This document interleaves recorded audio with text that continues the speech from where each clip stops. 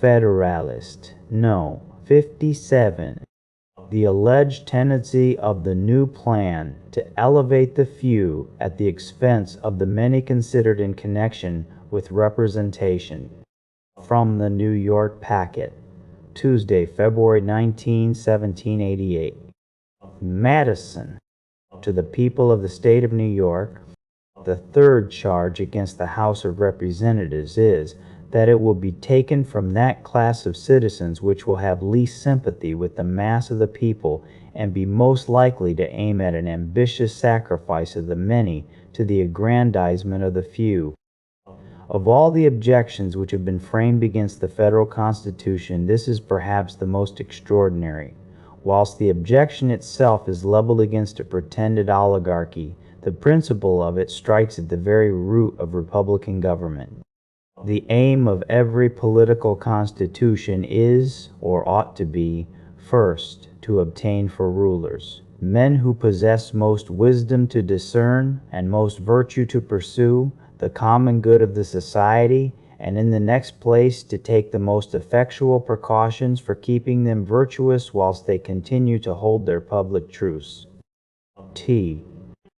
The elective mode of obtaining rulers is the characteristic policy of republican government.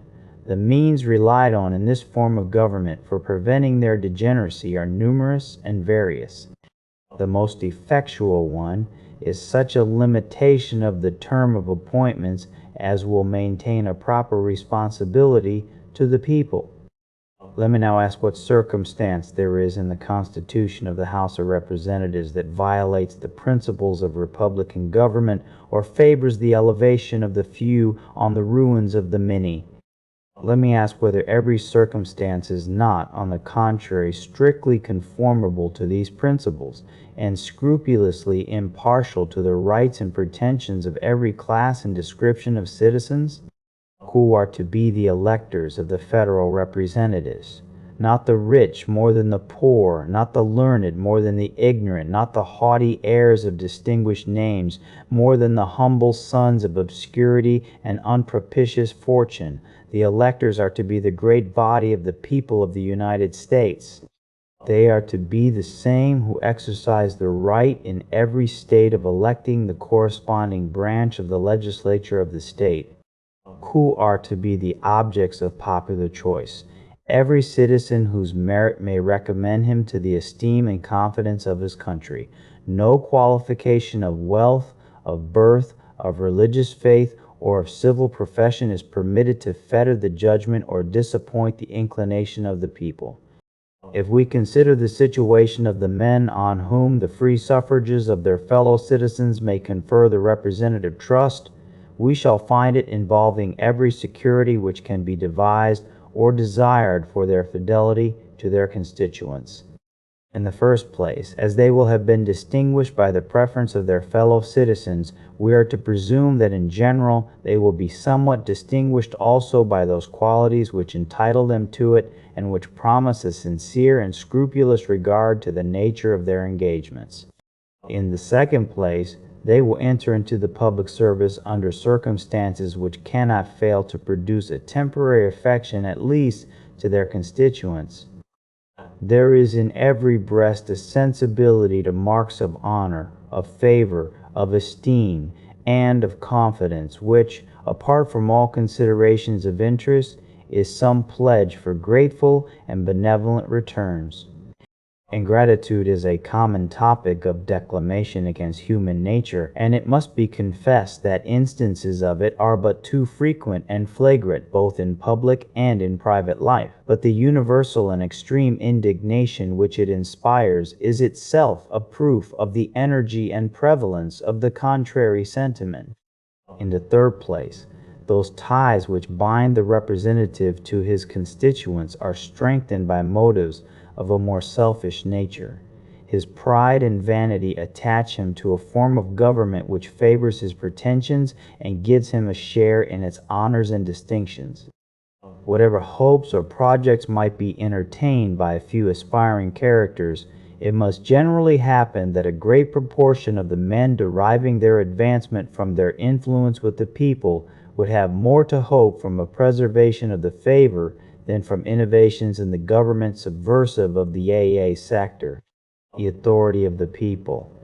All these securities, however, would be found very insufficient without the restraint of frequent elections. Hence, in the fourth place, the House of Representatives is so constituted as to support in the members an habitual recollection of their dependence on the people. Before the sentiments impressed on their minds by the mode of their elevation can be effaced by the exercise of power, they will be compelled to anticipate the moment when their power is to cease, when their exercise of it is to be reviewed, and when they must descend to the level from which they were raised, therefore, ever to remain, unless a faithful discharge of their trust shall have established their title to a renewal of it. I will add, as a fifth circumstance in the situation of the House of Representatives, restraining them from oppressive measures, that they can make no law which will not have its full operation on themselves and their friends, as well as on the great mass of the society. This has always been deemed one of the strongest bonds by which human policy can connect the rulers and the people together. It creates between them that communion of interests and sympathy of sentiments, of which few governments have furnished examples, but without which every government degenerates into tyranny. If it be asked, what is to restrain the House of Representatives from making legal discriminations in favor of themselves and a particular class of the society? I answer, the genius of the whole system, the nature of just and constitutional laws, and above all, the vigilant and manly spirit which actuates the people of America, a spirit which nourishes freedom and in return is nourished by it. If this spirit shall ever be so far debased as to tolerate a law not obligatory on the legislature as well as on the people will be prepared to tolerate anything but liberty. Such will be the relation between the House of Representatives and their constituents. Duty, gratitude, interest, ambition itself are the cords by which they will be bound to fidelity and sympathy with the great mass of the people. It is possible that these may all be insufficient to control the caprice and wickedness of man. But are they not all that government will admit, and that human prudence can devise? Are they not the genuine and the characteristic means by which republican government provides for the liberty and happiness of the people? Are they not the identical means on which every state government in the Union relies for the attainment of these important ends? What then are we to understand by the objection which this paper has combated? What are we to say to the men who profess the most flaming zeal for republican government, yet boldly impeach the fundamental principle of it, who pretend to be champions for the right and the capacity of the people to choose their own rulers, yet maintain that they will prefer those only who will immediately and infallibly betray the trust committed to them?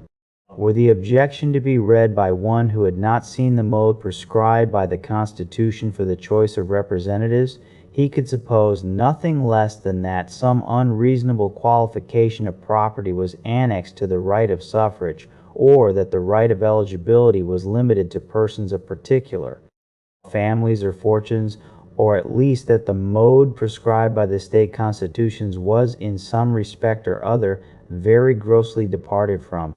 We have seen how far such a supposition would err as to the two first points, nor would it, in fact, be less erroneous as to the last. The only difference discoverable between the two cases is that each representative of the United States will be elected by 5,000 or 6,000 citizens, whilst in the individual states, the election of a representative is left to about as many hundreds. Will it be pretended that this difference is sufficient to justify an attachment to the state governments and an abhorrence to the federal government? If this be the point on which the objection turns, it deserves to be examined. Is it supported by reason? This cannot be said without maintaining that 5,000 or 6,000 citizens are less capable of choosing a fit representative, or more liable to be corrupted by an unfit one than 500 or 600. Reason, on the contrary, assures us that as in so great a number a fit representative would be most likely to be found, so the choice would be less likely to be diverted from him by the intrigues of the ambitious or the bribes of the rich. Is the consequence from this doctrine admissible? If we say that 500 or 600 citizens are as many as can jointly exercise their right of suffrage, must we not deprive the people of the immediate choice of their public servants in every instance where the administration of the government does not require as many of them as will amount to one for that number of citizens? Is the doctrine warranted by facts? It was shown in the last paper that the real representation in the British House of Commons very little exceeds the proportion of 1 for every 30,000 inhabitants.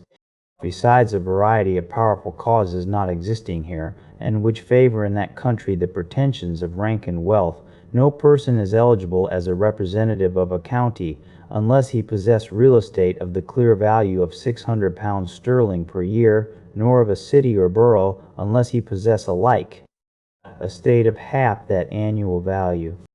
To this qualification on the part of the county representatives is added another on the part of the county electors, which restrains the right of suffrage to persons having a freehold estate of the annual value of more than £20 sterling according to the present rate of money. Notwithstanding these unfavorable circumstances, and notwithstanding some very unequal laws in the British Code, it cannot be said that the representatives of the nation have elevated the few on the ruins of the many. But we need not resort to foreign experience on this subject. Our own is explicit and decisive. The districts in New Hampshire, in which the senators are chosen immediately by the people, are nearly as large as will be necessary for her representatives in the Congress. Those of Massachusetts are larger than will be necessary for that purpose, and those of New York still more so. In the last state, the members of Assembly for the cities and counties of New York and Albany are elected by very nearly as many voters as will be entitled to a representative in the Congress, calculating on the number of 65 representatives only. It makes no difference that in these senatorial districts and counties, a number of representatives are voted for by each elector at the same time. If the same electors at the same time are capable of choosing 4 or 5 representatives, they cannot be incapable of choosing one. Pennsylvania is an additional example.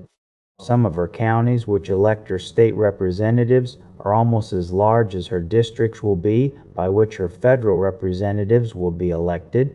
The city of Philadelphia is supposed to contain between 50 and 60,000 souls. It will therefore form nearly 2 districts for the choice of federal representatives. It forms, however, but 1 county, in which every elector votes for each of its representatives in the state legislature. And what may appear to be still more directly to our purpose, the whole city actually elects a single member for the executive council. This is the case in all the other counties of the state.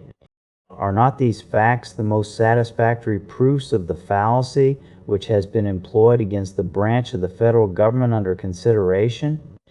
Has it appeared on trial that the senators of New Hampshire, Massachusetts, and New York, or the Executive Council of Pennsylvania, or the members of the Assembly in the 2 last states, have betrayed any peculiar disposition to sacrifice the many to the few, or are in any respect less worthy of their places than they are?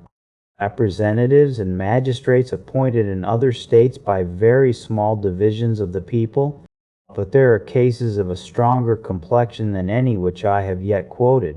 One branch of the legislature of Connecticut is so constituted that each member of it is elected by the whole state. So is the governor of that state, of Massachusetts, and of this state, and the president of New Hampshire.